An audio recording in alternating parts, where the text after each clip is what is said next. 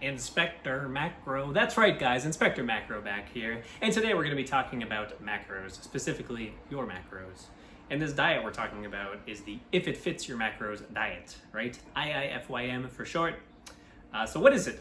Basically, you eat whatever you want, all the junk food you want. You can have the McDonald's diet, you can have the Twinkie diet, Pop-Tarts, protein shakes, multivitamins, right? That's the meme. Like a Pop-Tart, a protein shake, and a multivitamin is like the If It Fits Your Macros meal. But as long as you get the proper amount of macros and calories, then you're good, right? So that's the diet in a nutshell. So facts first, as always, right? As far as body composition goes, all that matters is calories in versus calories out, right? It's a two-factor model. You get bigger muscles through training effectively and progressively overloading, and then you eat enough to support that, but not so much that you also get too fat to see the muscles, right? And if you want to lose fat, you eat less than you take in. If you want to gain weight, then you eat more calories than you take in, and then you're going to gain, if you're training, you're going to gain more muscle than fat generally. But yeah, on the fat loss side, it can be very motivating to lose fat while you're eating burgers, pizza, and ice cream with this diet. So that's great, right? And as far as muscle gain goes with this diet, all that matters is that performance in the gym improves, right? The additional salt and bloat from a more junky diet may improve your leverage and allow you to move more weight acutely, right? Which will carry over to more long-term gains, of course. But your performance may be negatively affected, however, in a couple different ways, which we'll discuss here momentarily, right? So the pros of the diet. The main pro is that it's just super flexible, right? You can eat anything you want, anytime, which is awesome. Have a variety of junk foods, right? It's great for social settings. It's great for going out to restaurants, right? It's great for when you don't feel like cooking, convenience factors, etc., right? You just kind of grab like whatever's around. As long as it fits into your macros, as long as it's got enough protein in it, essentially, then you're good to go. But yeah, cons, right? It's easy to miss out on micronutrients with this diet, right? So like in the prior example, you have the Pop-Tart, the protein shake, and the multivitamin. You're not really getting any fiber, not getting any antioxidants from fruits and vegetables and whatnot. You could argue that you're getting vitamins from the multivitamin, but you have to make sure that you're getting the fat-soluble vitamins digested. You have to make sure that you're getting the water-soluble vitamins digested effectively. Make sure that has like the right actual micronutrients that you might not be getting, because you might be getting like a ton of one that you already have and not enough of another. But yeah, so vitamins, minerals, fiber, antioxidants, very important. Another con is that it may not be very satiating, right? So the lack of fiber especially, and the abundance of palatable calorie-dense food makes it easy to put a lot of calories in a small package. So for example, if you have like 2,000 calories to eat during the day, and you have a triple baconator and a large fries and like a large Frosty, that's got to be like 1,500 calories already, right? And then you can have like one other 500 calorie snack later in the day. Let's say you have like a Pop-Tart or two. I'm not sure how many calories are in a Pop-Tart, but like that's all your food for the day, right? So that's basically a meal and a snack, not even 2 meals really. And there goes all your food. Whereas you could have eaten like tons of, meats and dairy and eggs and fruits and vegetables and all this other stuff, nuts and seeds and all that good stuff, right? So yeah, you may hit your calorie allotment for the day and still be very hungry, which is psychologically very difficult, which kind of defeats the purpose of the diet, because the whole purpose is like, I can eat junk food and maintain my physique and feel good and whatnot.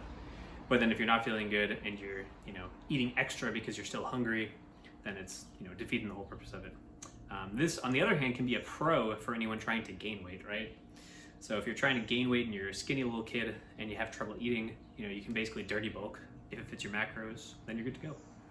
But yeah, eating junk food frequently makes you crave more junk food, whether it's hormonal or psychological, all the time. So that is a downside as well, right? If you're eating like ice cream all the time, let's say you sit down with your wife at the end of the day, you're gonna watch some 90 Day Fiance, the little theme song comes on, and then you get this little like Pavlovian response where you're like, oh man, it's ice cream time, right? Like if you're used to doing it, it's tough to break that habit and then not eat the ice cream, especially when it's right there in the freezer. So psychologically there's that. And then hormonally there's the whole like insulin thing, right? If you're spiking your insulin all the time, there's the theory that like you're gonna be more hungry. So I don't know, I'm not gonna go into that. It's not my area of expertise, but that is a possibility. But yeah. And then the last con, this tan ain't big enough for the two of us, right? Basically what that means is that at a certain point, there's not enough room in the quote-unquote budget to get enough micronutrients, get enough of your macros, and then also eat junk food with all of that on a regular basis, that is, right? So you can't it's very difficult, at least day in and day out, to have depending on how you kind of slide the scale, because you can finagle it. But if you're trying to have like pizza every day, for example, and then you're also trying to get enough of your micronutrients and then hit your macros exactly, then either some of your meals are going to be miserable because you're using up like all your fat for the day on the pizza, essentially using up most, if not all, of your carbs for the day on the pizza. So then the rest of your meals are basically like veggies and like the leanest protein possible, and just like sad and bland. So that's not a very fun time, right? So a better way to do it, like a Lane Norton style, right, is you have like a small bowl of ice cream every day. So he's eating healthy all the time, and then he has like that small bowl of ice cream that he indulges in. That's a lot more practical, a lot more sustainable, I would think. But this all exists on a sliding scale. There's different ways to do it. Speaking of that, let's get into some practical application of the if it fits your macros diet. We're going to inspect them right now. So we have the fact that any diet can be used as a tool. Just want to remind you guys that, right? So intermittent fasting I went over. There's this one, if it fits your macros. I'm going to do another video right after this, actually, talk about another one. But these are all just dieting tools, essentially. So just because you don't want to use it as a lifestyle doesn't mean you should rule it out entirely and never use it, right? It can have a place in your bag of tricks. So some examples are, let's say you're on a long road trip, right? You could stop at McDonald's and indulge in the fast food and just kind of like, let it go off the rails, get whatever. But you could stop at a gas station as well. A lot of gas stations nowadays have fresh fruit. So you could kind of like piecemeal a healthy meal. You could have like, a banana with some beef jerky or protein shake, and then have like some nuts with that. So you get protein, carbs, fats. There you go. Like, it's not the healthiest meal in the world, but it's also like very, very far from what could be the unhealthiest meal that you could get, right? So that's a good option. Another example is, that you're going to dinner later, or it's like something you've been planning in advance, right? And you're going to go to like California Pizza Kitchen or something like that. So you want to get enough fiber and protein at the meal, so you might order the buffalo chicken pizza with arugula, right? So that's an example of like trying to get the best meal possible within that meal that you're getting. So it's still pizza, but you at least have like some veggies on there and some protein from the buffalo chicken, because generally those more like junky meals are going to lack protein. They're definitely going to lack fiber. And another example is very similar to that one. That you can go out. This one, you're taking the kids out for ice cream, a little bit different, but you're going to do it later on. So basically you just eat fewer fats and carbs earlier in the day, because now you're going to have ice cream, right? And that way your total daily calories and macros kind of match up properly, right? So just for that one day, you're kind of doing it if it fits your macros, because you're going to have your ice cream later, but you're still getting your protein in and trying to get some veggies and healthy food throughout the day to prepare you for that, right?